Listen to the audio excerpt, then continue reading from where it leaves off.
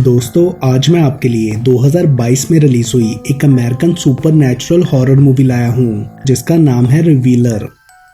Film के start में हम टीवी पर एक ऑर्थोडॉक्स प्रीचर को देखते हैं जो व्यूवर से अपने चर्च को डोनेशन देने की रिक्वेस्ट कर रहा था ताकि वो इस तरह अपनी प्रीच का काम कंटिन्यू रख सके। सडनली हम उस प्रीचर को किसी अजीब से रूम में ट्रैप्ड देखते हैं जहाँ टीवी पर उसी का शो चल रहा था और उसमें वो सिनर्स के लिए हेल की बात कर रहा था। वो ये देखकर चिल्लाते हुए पूछता है कि मैं कहाँ हूँ, क्या ये मेरे साथ कोई प्रैंक कर रहा है, और बोलता है कि मैंने कुछ गलत नहीं किया, मैं तो बस गॉड के वर्ड्स को लोगों तक पहुंचाता हूँ। तभी अचानक से एक डिमोनिक वॉइस उसे कहती है कि घुटनों पर झुककर अपने मुकद्दर के लिए तैयार हो जाओ, जिससे वो प्रीचर डर जाता है और फिर से कहता है कि मैंने कुछ नहीं किया। तभी टीवी पर उसका एक और क्लिप प्ले होता है जिसमें वो लोगों से उनकी मुक्ति के लिए पैसे मांग रहा था। तो वो जल्दी से टीवी ऑफ कर देता है और बोलता है कि मैं सिनर नहीं हूँ, मैंने किसी को फोर्स नहीं किया, सिर्फ गॉड के वर्ड्स उन तक पहुंचाए। तभी वो वॉइस दोबारा सुनाई देती है जो उसे सिनर बोलकर झुकने का कहती है और कहती है कि ये जजमेंट डे है। अचानक से रूम भी हिलने लगा था। फाइनली वो प्रीचर घुटनों पर झुकते हुए डर से चिल्लाता है क्योंकि कोई उसकी तरफ बढ़ रहा था और इसके साथ ही ये सीन कट ऑफ हो जाता है। देन हम एक स्ट्रिपर एनजी को देखते हैं जो फोन बूथ से किसी को कॉल करके बताती है कि आज उसे एक्स्ट्रा शिफ्ट करनी पड़ेगी, इसलिए वो उसके साथ एक फेवर कर दे।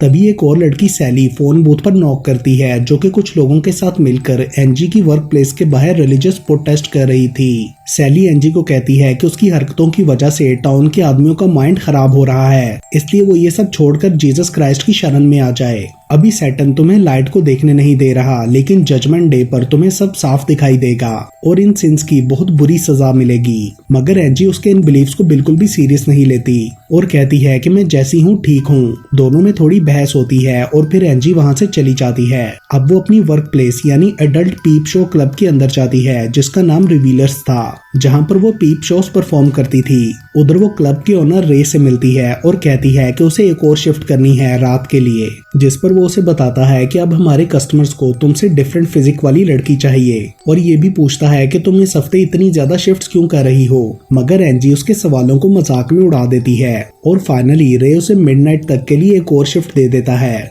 जिसके बाद एनजी बूथ की तरफ बढ़ती है तो रे उसे एडवाइस करता है कि वो कस्टमर के साथ अपना एग्रेसिव बिहेवियर छोड़कर स्माइल किया करे। फिर एनजी बूथ में जाकर कस्टमर्स के लिए परफॉर्म करती है और बाहर प्रोटेस्टर्स वहां आने वाले लोगों को डेस्परेटली प्लीड करते हुए अंदर जाने से रोकने की कोशिश करते हैं ताकि वो इस सिन से बच सकें। कुछ देर बाद एनजी के बूथ की लाइट बंद हो जाती है और कस्टमर्स भी आना रुक जाते हैं। उधर बाहर अचानक से आसमान डार्क हो गया था और उसमें रेड थंडर दिखाई दे रहा था।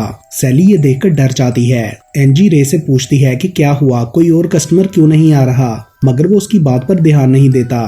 तभी अचानक से दरवाजे पर जोर जोर से नॉक होने लगता है। रे चेक करने जाता है तो वहाँ सब प्रोटेस्टर्स अंदर घुसने की कोशिश करते हैं। रे क्रोबार लेकर उन सबको बाहर निकाल देता है, लेकिन जब आसमान पर उसकी नजर पड़ती है तो वो भी बुरी तरह डरकर शॉक रह जाता है। मगर तभी किसी ने उसे बाहर खींच लिया था। एनजी नोटिस करती है कि क्लब में टोटली खामोशी हो चुकी है, लेकिन वो बूथ से बाहर नहीं निकलती। तभी वहां पड़ा रेडियो खुद ही प्ले हो जाता है जिसमें उस प्रीचर की स्टार्ट वाली रिकॉर्डिंग चल रही थी कि सिनर्स हेल की आग में जलेंगे। पहले तो एनजी उसका मजाक उड़ाने लगती है, लेकिन तभी वो वॉइस डिमोनिक हो जाती है और रेडियो स्पार्क करते हुए बस्ट हो जाता है। सडनली लाउड थंप की आवाज भी आती है जिससे वो डर जाती है। वो रे को आवाज देकर पूछती है तो वो उसे अंधेरे में व्यूअर्स रूम के दरवाजे से बूथ की तरफ आता हुआ नजर आता है, लेकिन उसके करीब आने पर वो ये देखकर बुरी तरह डर जाती है कि रे खून में टोटली लथपथ था। एनजी उससे पूछती है कि तुम्हारे साथ ये किसने किया, मगर वो जवाब दिए बिना ही वहाँ से वापस चला जाता है। देन वो मनी ट्रे में देखती है तो वहाँ रे की कटी हुई टंग रखी थी।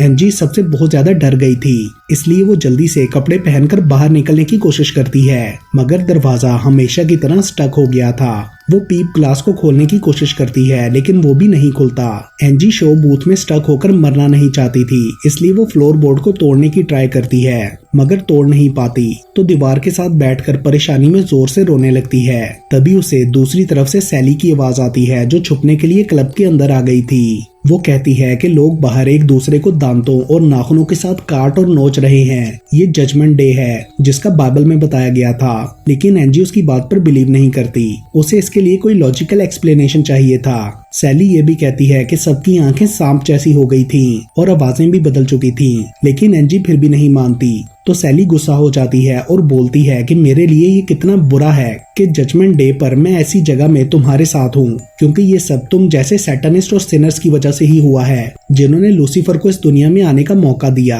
और मुझे तो मेरे अच्छे कामों की वजह से जीसस की शरण मिलेगी, लेकिन तुम्हारे जैसे लोग हेल में जलेंगे। याद रखना, मैंने तुम्हें वार्न करने की कोशिश की थी। जिस पर एंजी उसका मजाक उड़ाते हुए कहती है कि तुम फिर यहाँ क्यों बैठी रो रही हो, जाओ हेवन के गेट्स पर। तो सैली बोलती है कि मुझे मेरा नाम पुकारे जाने तक वेट करना होगा, मगर एंजी उसकी बातों को बिल्कुल भी सीरियस नहीं लेती। उसे बस इस जगह से बाहर निकलना था, क्योंकि घर पर कोई उसका वेट कर रहा था। जिस पर सैली कहती है कि हाँ, वो भी कोई तुम्हारे जैसा ही होगा। ये सुनकर एंजी को गुस्सा आ जाता है। वो सैली को चुप करवाते हुए बोलती है कि हमें यहाँ से निकलने का कोई तरीका ढूंढना होगा, मगर सैली कहती है कि तुम अकेली जाओ, मैं तुम्हारे साथ नहीं जाऊंगी, क्योंकि कुछ ही देर में डीमन से भरी हुई केव्स इस अर्थ को निकल जाएंगी। ये सुनकर एंजी को याद आता है कि ये बिल्डिंग कुछ टनल्स के ऊपर बनाई गई है, जहाँ से सिटी में कहीं भी जाया जा सकता था। वो फ्लोरबोर्ड तोड़ने के लिए सैली से हेल्प करने का कहती है, लेकिन वो मना कर देती है। मगर जब एंजी बोलती है कि इस तरह तुम्हारे अच्छे काम बढ़ जाएंगे और जीसस खुश होंगे, तो वो मान जाती है और उसके बूथ में जाने की कोशिश करती है, मगर दरवाजा नहीं खुलता। वो बुरी तरह जैम था, इसलिए सैली पास के बूथ में चली जाती है। एंजी चेयर से ग्लास तोड़ने की कोशिश करती है, वो तो नहीं टूटता, लेकिन अचानक एंजी को सीलिंग में एक वेंट नजर आती है और वो सैली को उसके थ्रू अपने बूथ में आने का कहती है। पहले तो सैली मना करती है कि ये चेयर गंदी है, मैं इस पर नहीं चढ़ूंगी, लेकिन तभी बाहर लाउड थंप की आवाज आती है और वो जल्दी से चेयर पर चढ़ जाती है, मगर वो वेंट भी स्टक था। सैली काफी कोशिश के बाद थक कर बैठ जाती है और बोलती है कि वो अब एंजी की हेल्प नहीं करेगी, क्योंकि वो एक सिनर है। जिस पर एंजी गुस्से में सैली को बातें सुनाती है और कहती है कि मैं अपने काम पर शर्मिंदा नहीं हूँ और तुम्हारी जैसी तो मुझे बिल्कुल भी नहीं बनना, जो एक फंसे हुए इंसान की मदद नहीं कर सकती। और वो गुस्से में अपना रेडियो साथ वाले बूथ की दीवार पर मारती है, जिससे उसमें क्रैक आ जाता है। मतलब वो कार्डबोर्ड से बनी एक वीक पार्टीशन थी। ये देखकर वो उसे तोड़ने लगती है, मगर सैली अभी भी उसकी हेल्प करने से डर रही थी। मगर एंजी उसे बैक करती है कि प्लीज मैं यहाँ पर मरना नहीं चाहती, मुझे बचा लो। जिसके बाद सैली अपनी साइड से दीवार को तोड़ने में उसकी मदद करती है, लेकिन बीच में एक बोर्ड था जिसे वो ऐसे नहीं निकाल सकती थी। इसलिए सैली को क्रोबार का ख्याल आता है जो उसने एंट्रेंस पर देखी थी। जिसके बाद वो रे की डेड बॉडी के पास से गुजरकर क्रोबार लेने जाती है। तभी हम देखते हैं कि रे की आंखें खुल गई हैं। क्रोबार उठाते हुए उसे बाहर से लोगों की आवाजें आ रही थीं। वो डरते हुए पीछे मुड़ती है तो रे उसके सामने खड़ा था, जिसकी टंग की जगह कोई स्नेक जैसा बड़ा सा क्रिएचर होता है और वो सैली पर अटैक करने ही वाला था कि तभी एंजी अपने बूथ में से रे को सेड्यूस करते हुए डिस्ट्रैक्ट करती है और मौका देखकर सैली रे पर क्रोबार से अटैक करके उसे ब्रूटली मार डालती है। लेकिन वो अब बहुत ज्यादा डर गई थी और बोलती है कि मुझसे ये सब अब और नहीं होगा, लेकिन एंजी उसे तसल्ली देकर क्रोबार लाने का कहती है। सैली पहली बार किसी को मारने की वजह से बहुत ज्यादा डिसहार्ट थी। एंजी उसे क्रोबार लेकर बोर्ड तोड़ने लगती है। थोड़ी सी जगह बनाने के बाद वो सैली को अपनी तरफ आने का कहती है, मगर उसे काफी मुश्किल हो रही थी क्योंकि जगह काफी तंग थी। तभी उन्हें कुछ वियर्ड सी आवाजें आती हैं, जिससे सैली पैनिक होने लगती है और फिर एक स्लग की तरह का क्रिएचर सैली पर चढ़कर उसकी वेस्ट में रैप होने लगता है और फिर अचानक से एंजी पर जंप करके उसके मुंह में घुस जाता है। मगर सैली जल्दी से पकड़कर उसे एंजी के मुंह से बाहर निकाल लेती है। देन एंजी स्लग को क्रोबार से मार डालती है और सैली को भी अपने बूथ में खींच लेती है। लेकिन तभी वो लोग नोटिस करती हैं कि वो स्लग मरा नहीं है, तो एंजी उसे उठाकर दूसरे बूथ में फेंककर रास्ते को बंद कर देती है और पूछती है कि ये स्नेक जिंदा कैसे बच गया। जिस पर सैली कहती है कि ये सिंपल सांप नहीं बल्कि गार्डन ऑफ ईडन की अनक्लीन स्पिरिट है, मतलब डीमन, जिसे ईडन से जमीन पर फेंका गया था। एंजी उसकी बातों को इग्नोर करते हुए फ्लोरबोर्ड को तोड़ने लगती है, लेकिन सैली कहती है कि उसकी इनर लाइट उसे इस टाइप के क्रिएचर से प्रोटेक्ट करती है। मगर एंजी प्रोटेक्टेड नहीं है, इसलिए वो उसके मुंह में जा रहा था, जिससे एंजी को गुस्सा आ जाता है और वो सैली से कहती है कि ये बातें छोड़कर मेरी मदद करो। सैली उसे बताती है कि मैंने प्रोटेस्ट सिर्फ इसलिए ज्वाइन की थी ताकि मैं किसी की मदद कर सकूं। अब मुझे पता चला कि लोगों पर चिल्लाना आसान है लेकिन उनसे बात करना काफी मुश्किल। जिस पर एंजी उसे एडवाइस करती है कि दूसरों को उनकी लाइफ्स के बारे में बताने की बजाय अपनी लाइफ पर फोकस करना चाहिए। अब वो दोनों फ्लोर को तोड़ने लगती हैं कि तभी उन्हें बहुत तेज हॉर्न की आवाज सुनाई देती है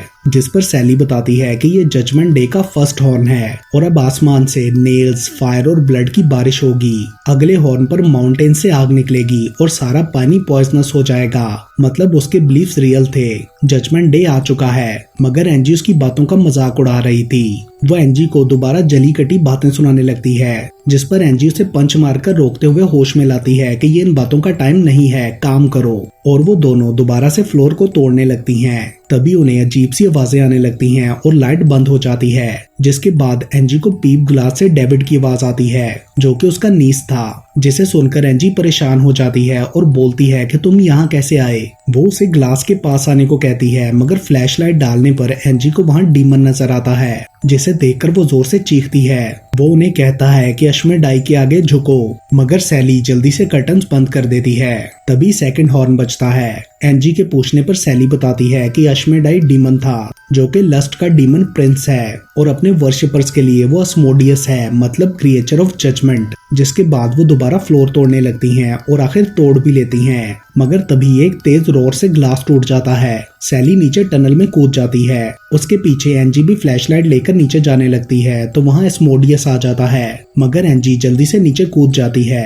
ऊपर से एस्मोडियस उन्हें जजमेंट के बारे में बोल रहा था। तभी उन्हें थर्ड हॉर्न की आवाज आती है और सैली कहती है कि अब अर्थ का पानी पॉइजनस हो चुका है, जो भी उसे पिएगा मर जाएगा।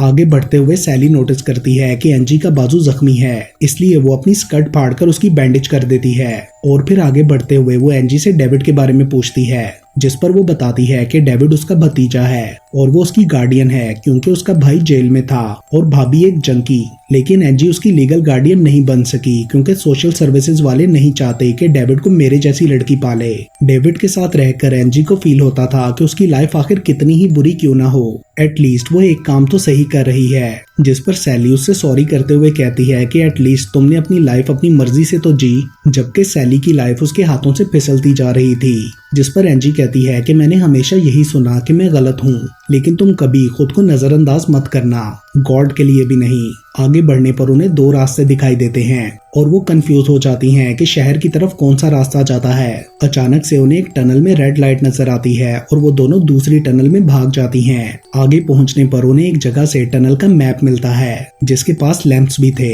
मैप में अपनी पोजीशन को आइडेंटिफाई करने के बाद वो उसकी हेल्प से आगे बढ़ने लगती हैं। लेकिन आगे फिर वो ऐसी जगह पहुंचती हैं जहां अगेन दो रास्ते थे। सैली कहती है कि उन्हें चर्च तक जाना चाहिए, जहां उन्हें कोई हेल्प कर देगा, और वो गॉड का घर भी है, उधर वो सेफ रहेंगी। मगर एंजी कहती है कि इस तरह वो डेविड से दूर हो जाएगी। वो जल्द से जल्द डेविड के पास पहुंचना चाहती थी ताकि वो उसे लेकर कहीं दूर जा सके, और इस बात को लेकर दोनों में थोड़ी बहस हो जाती है। और सैली कहती है कि शायद डेविड वैसे भी अब तक मर चुका होगा, मगर एंजी ये नहीं मानती। उसे लगता था डेविड अब भी उसका वेट कर रहा होगा। सो वो दोनों ही अलग अलग रास्ते पर जाने का डिसाइड करती हैं। और जाने से पहले सैली एंजी को अपने शूज दे देती है, क्योंकि वो तब से बेयर फुटेड थी, और एंजी उसे क्रोबार देती है। देन वो दोनों गुड बाय बोलकर अपने अपने रास्ते चली जाती हैं। आगे बढ़ते हुए एंजी को रियलाइज होता है कि ये रास्ता वैसा नहीं है जैसा मैप में बताया गया है। अचानक उसकी फ्लैशलाइट फ्लिक करने लगती है और उसे पीछे से किसी की आवाज भी सुनाई देती है। तभी वो देखती है कि नीचे बहुत सारे सांप हैं। डर से चीखते हुए उसे ख्याल आता है कि सैली भी जरूर खतरे में होगी। दूसरी तरफ सैली प्रे करते हुए आगे बढ़ रही होती है तो उसे अचानक एक लाउड थंप की आवाज आती है और फिर एक डिमोनिक आवाज आती है, जज not and you shall not be जज, और कहती है कि तुम्हारा जजमेंट डे का टाइम आ चुका है। जिस पर सैली आंखें बंद करते हुए बोलती है कि मैं डर नहीं रही। तभी हमें उसके पीछे एस्मोडियस नजर आता है, जो कि बाद में गायब हो गया था, और फिर स्लग्स उसके ऊपर चढ़कर उसे चौक करने लगते हैं। तभी एंजी वहां पहुंचकर उसे छुड़वाती है और वो दोनों स्लग्स को मारने लगती हैं। आगे उन्हें एक क्लोजेट जैसी जगह नजर आती है जहां वो दोनों छुप जाती हैं। वहां सैली ये कहकर रोने लगती है कि उसने तो हमेशा अच्छे काम किए, फिर डीमंस उसे क्यों जज कर रहे हैं। जिस पर एंजी उसे तसल्ली देते हुए कहती है कि अब तुम जान चुकी होगी कि हर वक्त जज होते रहने पर कैसा फील होता है। यहाँ पर सैली कन्फेस करती है कि वो गर्ल्स को लाइक करती है, और जब एंजी शो बूथ में डांस करती है तो वो उसकी फोटोज भी लेती है, लेकिन वो ऐसा कभी भी बनना नहीं चाहती थी। एंजी ये सुनकर काफी हैरान होती है और फिर वो दोनों उस जगह से बाहर निकलती हैं। सैली को लगता है कि अब एंजी उसके बारे में गलत सोच रही होगी, क्योंकि वो भी एक सिनर है, मगर एंजी कहती है कि वो ऐसा ना सोचे। और सडनली एंजी रियलाइज करती है कि सैली के कन्फेस करने से डीमंस गायब हो गए हैं, और तभी चौथा हॉर्न बजता है, जिसका मतलब था कि मून और सन बुझ जाएंगे। सैली बताती है कि अगला हॉर्न बॉस का होगा, जिसके बाद एंजल्स प्लेग लेकर जमीन पर उतरेंगे। तभी डेविड की आवाज दोबारा आने लगती है, मगर अब बेंजी समझ चुकी थी कि ये एक ट्रिक है। वो लोग आगे जाने लगती हैं और उन्हें एस्मोडियस की आवाज आती है कि तुम लोग भाग नहीं सकते। सडनली सैली को रियलाइज होता है कि वो लोग वापस उसी जगह आ गए हैं जहां से निकले थे। तभी उन्हें ग्रोलिंग इको सुनाई देने लगती हैं और एट लास्ट एस्मोडियस उनके सामने आ जाता है। सैली उस पर अटैक करने की कोशिश करती है, मगर वो उन दोनों का गला दबाता है, जिससे वो बेहोश हो जाती हैं। जिसके बाद एंजी एक अजीब से रूम में उठती है जहां रेडियो पर सैली की आवाज आ रही थी, जब उसने एंजी को जज किया था और कन्फेस भी किया था। इससे एंजी को रियलाइज होता है कि एस्मोडियस उससे सैली को जज करवाना चाह रहा है, मगर वो उसके ट्रैप में नहीं आती और सैली को डिफेंड करते हुए कहती है कि उसने अपनी आइडेंटिटी को एक्सेप्ट किया है और उसका ये बिहेवियर उसके रिलीजियस बिलीफ्स की वजह से था, इसलिए उसे ब्लेम नहीं किया जा सकता। वो एक अच्छी इंसान है। जिसके बाद एंजी दोबारा उस टनल में पहुंच जाती है जहां एस्मोडियस अभी भी सैली को चौक कर रहा था। तो एंजी क्रो बार से उसके सर पर मारकर सैली को बचाने की कोशिश करती है। डीमन उसे छोड़ देता है, लेकिन वो अभी भी उधर ही खड़ा था और कहता है कि वो लोग उससे भाग नहीं सकती। लेकिन एंजी इन बातों से नहीं डरती और दोबारा उसे मारने की कोशिश करती है, मगर एस्मोडियस आगे से उसे ही मारता है और कहता है कि वो दोनों मरेंगी, क्योंकि सैली एंजी को अभी भी गलत समझती है। तभी सैली एक एक्स लेकर वहां आती है और बोलती है कि एंजी उसकी दोस्त है और बहुत अच्छी है। देन वो एक्स से एस्मोडियस का सर काट देती है एंड देन वो दोनों बोलती हैं कि हम एक दूसरे को जज नहीं करेंगे। अचानक से कोई अननोन फोर्स सैली को पकड़ लेती है और एंजी पैनिक करने लगती है क्योंकि सैली गायब हो चुकी थी। वो गुस्से में जोर जोर से एस्मोडियस का सर कुचलने लगती है और कहती है कि सैली को वापस करो। जिसके बाद अचानक सैली वापस आ जाती है। सैली उसे बताती है कि एस्मोडियस ने एक चीख मारते हुए मुझे छोड़ दिया क्योंकि एंजी ने उसके सर पर जोर जोर से मारा था, लेकिन साथ में वो वॉर्न भी करती है कि एस्मोडियस मर नहीं सकता, इसलिए उसके वापस आने से पहले उन्हें भागना होगा। आगे बढ़ते हुए सैली बताती है कि उस अजीब से रूम में मैंने कन्फेस किया था कि आज तक मुझे जितने भी लोग मिले उसमें से एंजी सबसे सही है। मतलब एंजी की तरह सैली भी उसी रूम में ट्रैप हुई थी, जिस पर एंजी उसे थैंक्स करते हुए बोलती है कि तुम भी बहुत अच्छी हो। आगे उन्हें चर्च की एंट्रेंस नजर आती है और सैली सोचती है कि एक मॉडर्न चर्च की अंडरग्राउंड एंट्रेंस कैसे हो सकती है, मगर एंजी बोलती है कि इन बातों को छोड़ो क्योंकि उन्हें एक सेफ जगह मिल चुकी थी। उन्हें अपना टाइम वेस्ट नहीं करना चाहिए क्योंकि डेविड उसका इंतजार कर रहा होगा। सैली को अभी भी लगता था कि बाकी दुनिया नहीं बची होगी, मगर वो ये बात नहीं बोलती क्योंकि एंजी को ये सुनकर बुरा लगता और फिर वो दोनों चर्च के अंदर चली जाती हैं। तभी एस्मोडियस हंसता है और फिफ्थ हॉर्न भी बजता है। वो दोनों आगे बढ़ जाती हैं, इस बात से बेखबर कि वो लोग हेल की वाइंडिंग टनल्स में ट्रैप हो चुकी थीं। और इसके साथ ही ये मूवी यहीं पर खत्म हो जाती है।